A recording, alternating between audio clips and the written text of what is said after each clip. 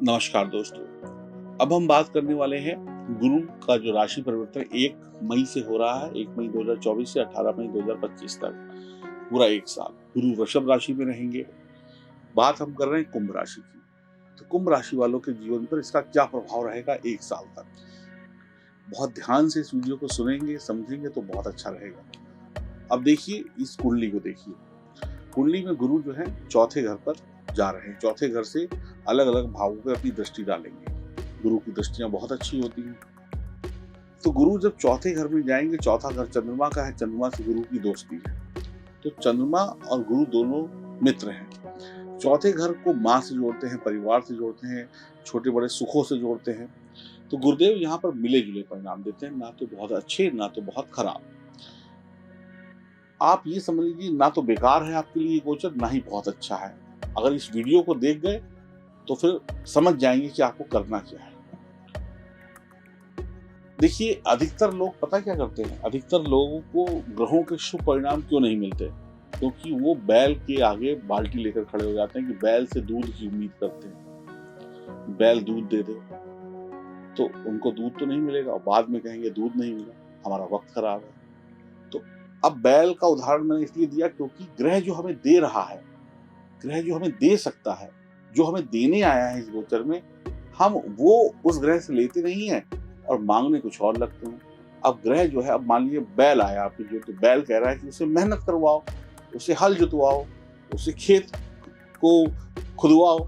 अब आप कहेंगे कि नहीं, बैल से तो हमें दूध चाहिए। तो फिर अगर आप बाल्टी लेके खड़े रहेंगे बैल के सामने तो दूध तो नहीं निकलेगा। लेकिन अगर उसी बैल से आपने अपना खेत जुतवा लिया तो आपकी फसल बहुत अच्छी हो जाएगी और आप मालामाल हो जाएंगे। तो ग्रह जो देने आया है ना, वो लेना सीखिए। यही मैं आपको इस वीडियो में बता रहा हूँ कि गुरु आपको क्या देने आए हैं। समझ जाइएगा अगर ये पूरा वीडियो देख लेंगे, और मैं गारंटी देता हूँ पूरे यूट्यूब को छान मारिए, कोई आपको ये बात नहीं बताएगा। एक बार देख लीजिएगा। तो गुरुदेव यहाँ पर मिले जुले परिणाम देंगे। अब देखिए, शनि आपकी राशि के स्वामी है। शनि की तीसरी दृष्टि जो है गुरु के पड़ रही थी, तो गुरु को कहीं ना कहीं प्रभाव तो कर रहे थे शनिदेव, यानी कि उनके शुभ फलों में कमी तो लेकर आ रहे थे, ये भी सत्य है। तो अब एक तो गुरु जो है वृषभ राशि में चले जाएंगे, तो शनि की तीसरी दृष्टि से मुक्त, और गुरु की जो दृष्टि है वो केतु पे हो जाएगी, तो केतु के अशुभ प्रभावों से भी आपको मुक्ति मिल गई। पहली चीज। दूसरा चीज क्या है, गुरुदेव जो है आपके लिए किस भाव के स्वामी हैं? गुरुदेव आपके लिए स्वामी है, क्या कहते हैं, जहां पर लिखा हुआ 12 नंबर, और जहां 12 नंबर यानी धन भाव के स्वामी है, और जहां पर लिखा हुआ 9 नंबर यानी लाभ और प्रॉफिट। तो ये तो तय है कि गुरुदेव आपको पैसा देंगे, क्योंकि प्रॉफिट भी आ रहा है और बैंक बैलेंस भी बढ़ रहा है। प्रॉफिट तो आपको मिलेगा ही मिलेगा, इसमें कोई दो राय नहीं है। अब समझने की कोशिश करिएगा, नौकरी में प्रमोशन होगा, नौकरी में बदलाव हो सकता है। शनि की 7.5 भी है और गुरु चौथे भाव में है। तो शनि की 7.5 क्या है, हमारे मन को थोड़ा सा व्यथित करती है, चिंता में डालती है। तो जो मन के ऊपर जो आपके टेंशन है ना, टेंशन वो खत्म हो जाएगी। अब गुरु जब जाएंगे तो टेंशन खत्म कर देंगे, यानी मन साफ हो जाएगा एकदम। अब टेंशन खत्म हो जाएंगी। गोचर में आपको सुख शांति मिलेगी, टेंशन खत्म तो सुख शांति शुरू। नए काम की शुरुआत बहुत अच्छी हो सकती है, काम में बदलाव हो सकता है, कोई नया स्टार्टअप लग सकता है, बिल्कुल नए काम की शुरुआत हो सकती है, बढ़िया वक्त है। गुरु आपको आध्यात्मिक लाभ देने आए। अब यहाँ पर मतलब की बात शुरू होती है। मैंने आपको कहा गुरुदेव आपको पैसा देंगे, लेकिन कैसे देंगे? गुरुदेव यहाँ पर आपको आध्यात्मिक लाभ देने आए हैं, सांसारिक नहीं। अब देखिए, आध्यात्मिक लाभ क्या है, यानी भक्ति, ज्ञान, गूढ़ ज्ञान। ज्ञान के आगे पैसे की कोई वैल्यू नहीं होती, इस बात को तो आप मानते हैं। तो गुरु यहाँ पर आपको अब क्यों आध्यात्मिक लाभ दे रहे हैं? आध्यात्मिक लाभ इसलिए दे रहे हैं, देखिए ध्यान से देखिए, कुंडली में गुरु जो बैठे हुए हैं वो चौथे घर में बैठे हुए हैं। ये मोक्ष का घर है, जहां से दृष्टि डाल रहे हैं 8वें घर पे, ये मोक्ष का घर है। 4, 8, 12 मोक्ष ग्रह। फिर उसके बाद अब ध्यान से देखिए, 2, 3, 4, 5, 6, 7, 8, 9, 10, यहाँ पे 10 नंबर लिखा हुआ है। ये कौन सा हाउस हुआ? पहला, दूसरा, तीसरा, चौथा, पांचवा, छठा, 7वां, 8वां, 9वां। नवीं दृष्टि कहाँ पे चली गई? 12वें घर पर। तो 4, 8, 12 का संबंध बन गया। 4, 8, 12 का मतलब हो गया मोक्ष त्रिकोण, यानी कि गुरुदेव आपको आध्यात्मिक विद्या देने आए हैं, अध्यात्म से जोड़ने आए हैं। अब अध्यात्म को अगर आप पैसे से जोड़ेंगे तो फिर आप बेकार हो जाएंगे, आपका एक गोचर बेकार सिद्ध होगा। अगर आप पैसे के पीछे भागेंगे तो फिर जीरो हो जाएंगे, क्योंकि गुरुदेव यहाँ पर पैसा देने ही नहीं आए हैं। और तीसरी और एक अच्छी बात और भी समझ लीजिए कि आपकी राशि के स्वामी जो शनिदेव हैं वो भी अपनी राशि में बैठे हैं, और जो कुंभ राशि होती है वो राशि अध्यात्म की राशि है, और मकर राशि जो होती है वो सांसारिक राशि है। तो हर तरीके से जो वक्त है अध्यात्म से जोड़ने का है, भक्ति से जोड़ने का है। ईश्वर के द्वारा धन प्राप्त होगा, यानी गुरु के द्वारा धन प्राप्त होगा, ईश्वर की सलाह से, ईश्वर के आशीर्वाद से, गुरु की सलाह से धन प्राप्त होगा, ऐसा आप कह सकते हैं। आई बात समझ में? अब आप सीधे बोलें कि मैं करोड़पति बन जाऊंगा, तो बिल्कुल नहीं बनेंगे, आप बिल्कुल करोड़पति नहीं बनेंगे, ये भी मैं बोल देता हूं आपको। हाँ, अध्यात्म के रास्ते पर चल कर बन सकते हैं। तो गुरु आपको सांसारिक नहीं आध्यात्मिक ज्ञान देंगे, क्योंकि गुरु की 5वीं दृष्टि अष्टम पर होगी, और ये घर जो है आध्यात्मिक लाभ का है, गूढ़ ज्ञान का है, डीप स्टडी का है। तो जो भी लोग ज्योतिषी हैं, जो भी लोग एस्ट्रोलॉजर हैं, जो भी लोग वास्तु करते हैं, जो भी लोग छुपे हुए रहस्यों के बारे में जानना चाहते हैं, जो भी लोग पीएचडी कर रहे हैं, उनके लिए बहुत अच्छा समय है। ये समय मोक्ष की प्राप्ति है। ये जो समय है ना, गुरु यहाँ पे मोक्ष दे रहे हैं, यानी कि आपकी मुसीबतों से मुक्ति आपको कराने के लिए आए हैं। गुरु कह रहे हैं कि मैं तुम्हारे जीवन के सारे कष्ट दूर कर दूंगा यहाँ पर अगले 1 साल में। आप कहेंगे कष्ट गए भाड़ में, मुझे तो पैसा चाहिए, तो आपके लिए ये गोचर जीरो साबित होगा, चाहे कितनी भी कोशिश कर लें।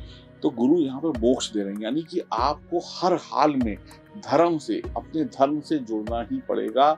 गुरु का दर्शन आपके लिए सफलता के मार्ग खोलेगा। समझिए आप, अगर समझे तो राजा बाबू बन जाएंगे।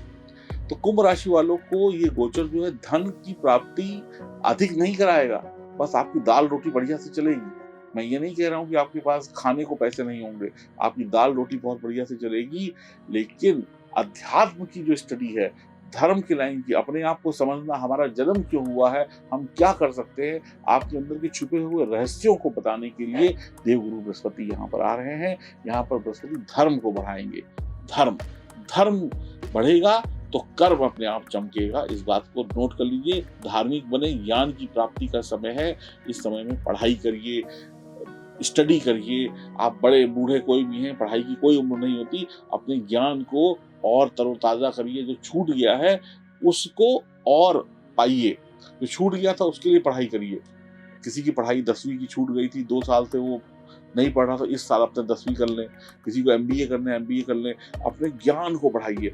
1 साल में जो बढ़ा हुआ ज्ञान है ना, आगे 12 सालों तक आपको मालामाल करेगा। और इस साल आप पैसे के पीछे भागे तो बस थोड़ा बहुत कमा लेंगे, लेकिन ज्ञान नहीं मिलेगा। अगले 12 साल आप सिर्फ अठन्नी चवन्नी कमाएंगे, मैं आपको लिख के दे देता हूँ। तो गुरु यहाँ पर बैठकर आपको ज्ञान की प्राप्ति कराने आए हैं।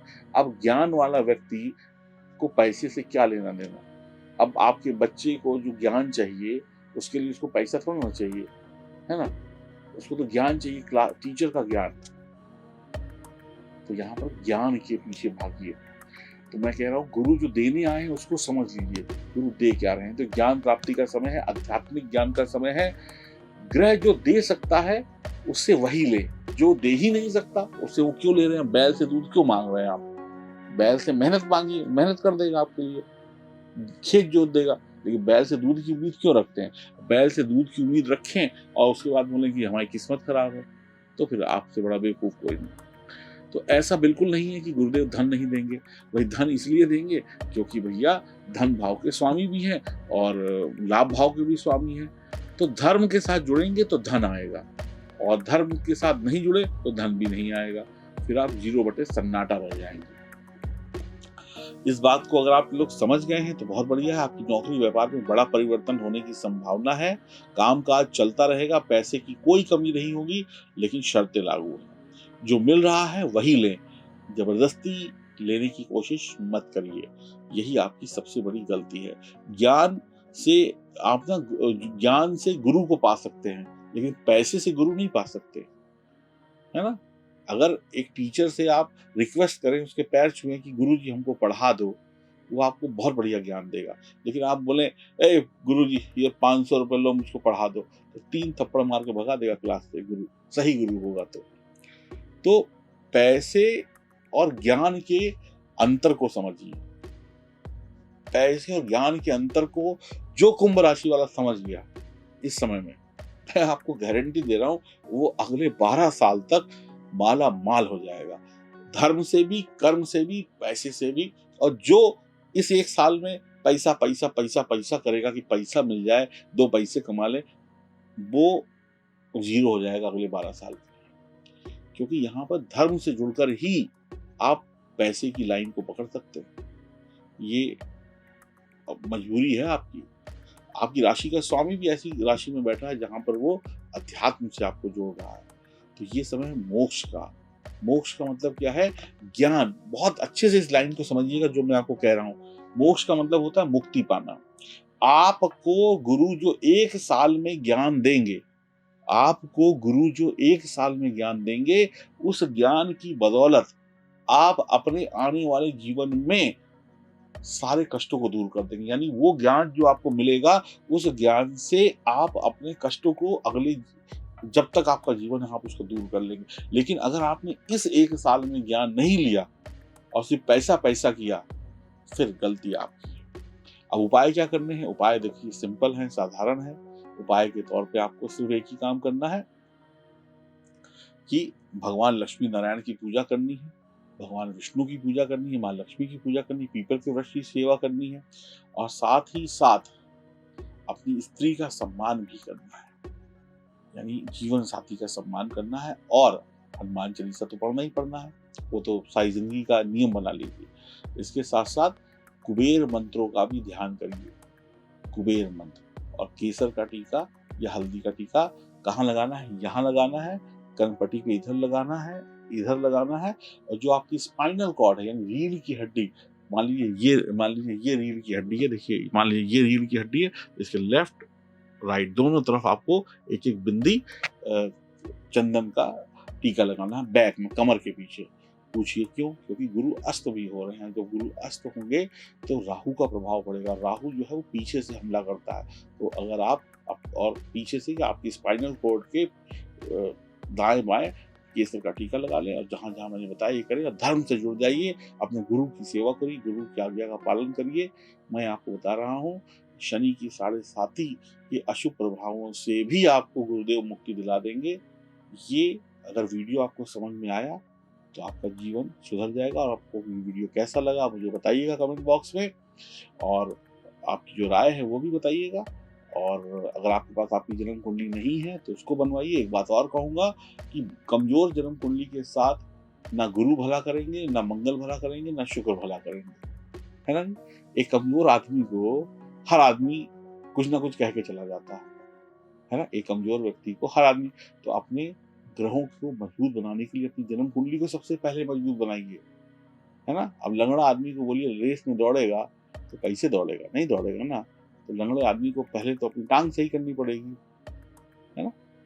तो या फिर उसको रेस में दौड़ना है तो वो साइकिल चाहिए दौड़ने के लिए, तो वो उपाय हो गया, तभी वो दौड़ पाएगा। अब साइकिल जितनी चलाएगा उतनी तेज दौड़ेगा।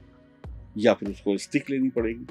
लेकिन आप बोलिए कि बिना ना हम स्टिक लेंगे ना हम साइकिल लेंगे, हमारी टांग टूटी हुई है हम दौड़ लेंगे, तो भैया ये तो फिर पता नहीं कैसे दौड़ेंगे, हवा में दौड़ सकते हैं। तो इसीलिए एक एक क्या कहते हैं, एक लंगड़ा आदमी जो इंसान है जिसकी पैर में दिक्कत है, उसके लिए लाठी या रिक्शा या व्हील चेयर उपाय है। वैसे ही आपके जो कमजोर सितारे हैं उनके लिए जो हम उपाय बताएंगे, जो अंगूठी पहनाएंगे, वो उपाय है।